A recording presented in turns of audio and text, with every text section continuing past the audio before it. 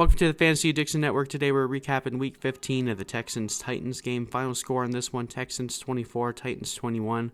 Man, this could have been a much better game for fantasy. There were multiple end zone interceptions that ended drives, and just a lot of running on the ground that chewed up a lot of clock. It was just disappointing. We were hoping for a lot more scoring in this game, but overall, it still ended up being okay for most of the players that you started, just not quite what you were expecting.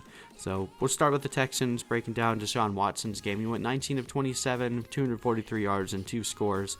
Also had 2 interceptions, and then 7 carries of 32 yards on the ground. So not what you were hoping from Deshaun Watson. We were hoping for a much bigger game, but it is what it is. If you started him, he didn't bust by any means. Part of the reason why this game went the way that it did was Carlos Hyde getting 26 carries on the ground compared to Watson's 27 completions. Hyde had a few nice runs in this one, but overall was only getting about 2-3 yards on most carries, but they just kept going back to him. He had 104 yards in this one and a nice 10-yard touchdown run, so if you started Carlos Hyde, you're going to be happy with that.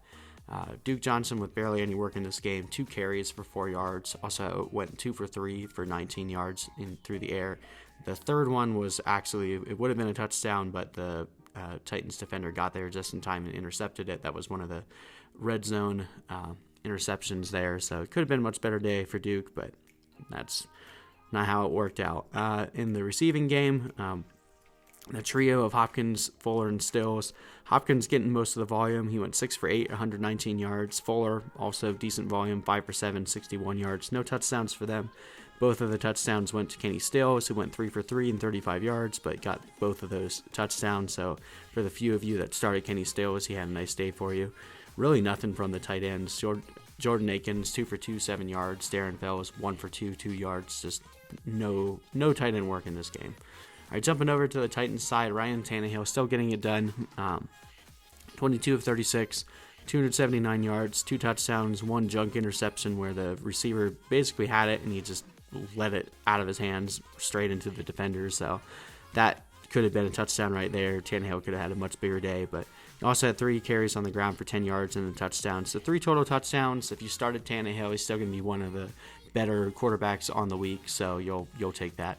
Derrick Henry, kind of a disappointing game in this one. He was definitely playing hurt. You could see didn't quite have the burst that he normally has.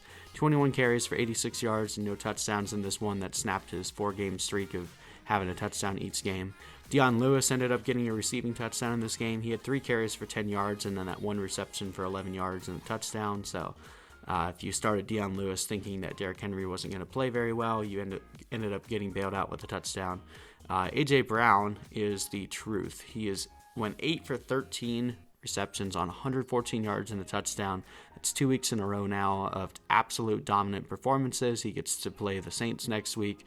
A.J. Brown is going to be a league winner for you guys. Not really much else to speak of. Corey Davis, 3 for 6, 57 yards. Tajay Sharp, 2 for 2, 28. I mean, probably not starting any of these guys outside of A.J. Brown, and that's going to be how it continues for the rest of the year. And then Jonnu Smith with a sneaky good game, got a decent amount of this production on the last drive before to score their 3rd touchdown, but he had 1 carry for 57 yards. It was a really nice run, and then he had another big catch and run pass, but overall he ended up with that 1 carry for 57 yards and then 5 for 5 through the air for 60 yards. So you'll take that from a tight end. It's a decent production game for a tight end that didn't score a touchdown. But again, we were hoping for more in this game. We got a little bit. Could have been much better, but overall, hopefully you started A.J. Brown and he'll help get you to the fantasy title. We'll carry this analysis into the next game. Looking forward to Week 16. But if you guys like this, please feel free to like and subscribe to my channel. We'll be posting more content like this all week long, and we will see you guys in the next one.